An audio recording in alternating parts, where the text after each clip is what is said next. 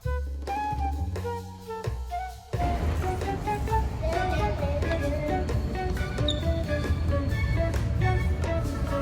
Emilio Aguinaldo to. Ito lang.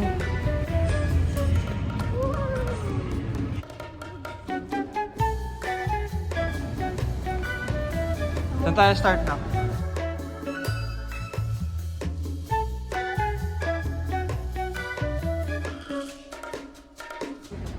Ito po ang mga sasakyan ng mga president ng Pilipinas.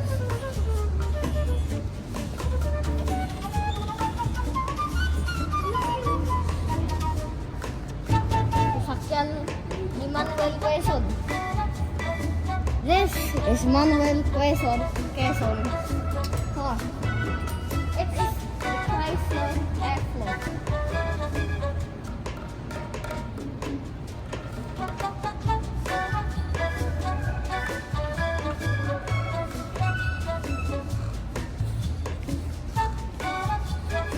It's pretty big. Very big.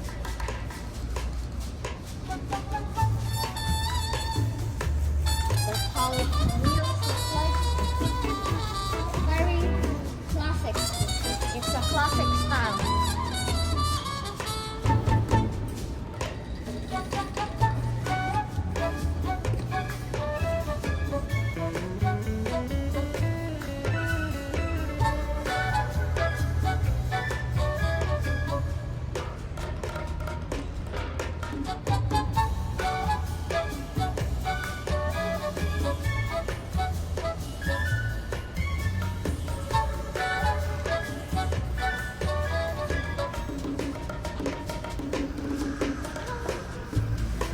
This is Manuel Roxas car.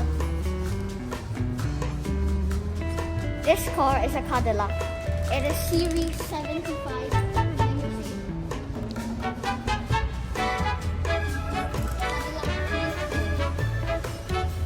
Series 75.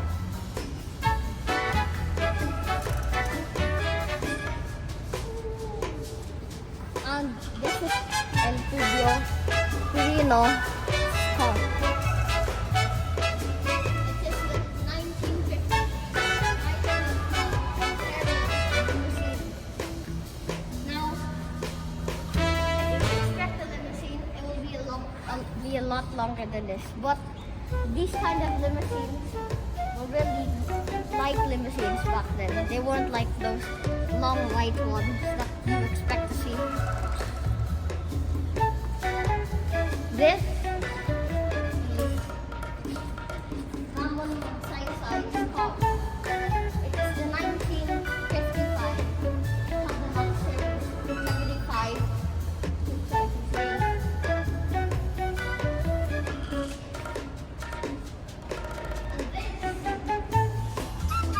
And this is the guy whose name I cannot pronounce.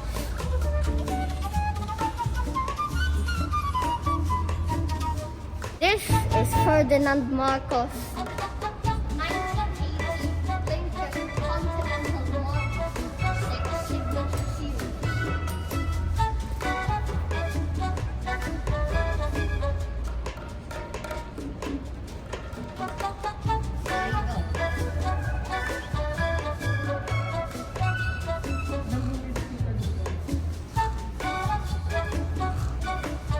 you go. And over here, this is it is a 1986 Mercedes-Benz 500 SL. This is Fidel Ramos's car.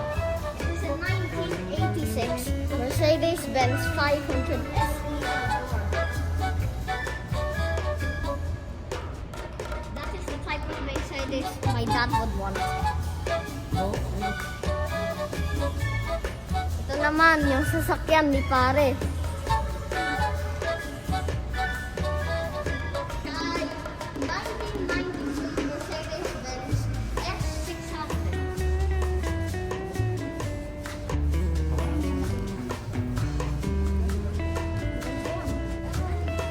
This is Gloria Arroyo's car. It is the 1996 Mercedes-Benz S600 limousine V14.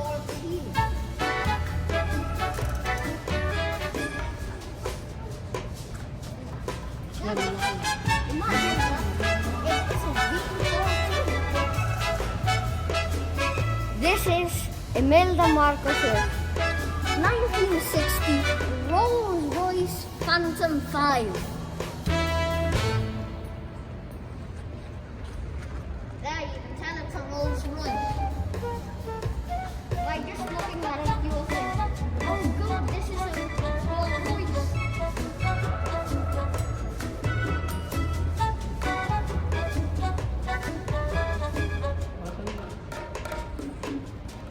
This is the Jeep of Ramon Magsaysay.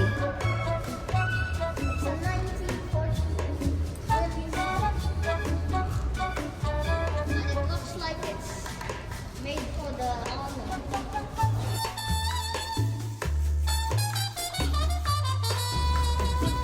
This is Douglas MacArthur's car. He is the badass guy from frickin' USA.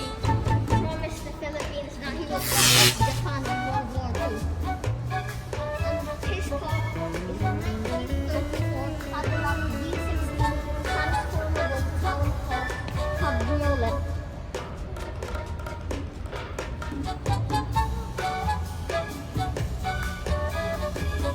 These are oldies, but they are really good.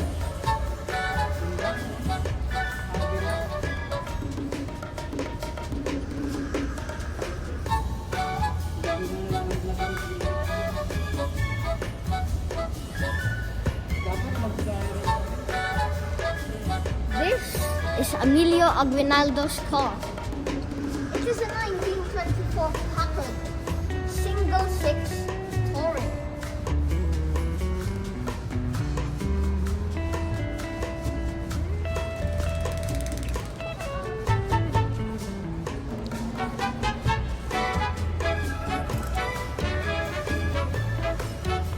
This is the first president of Philippines.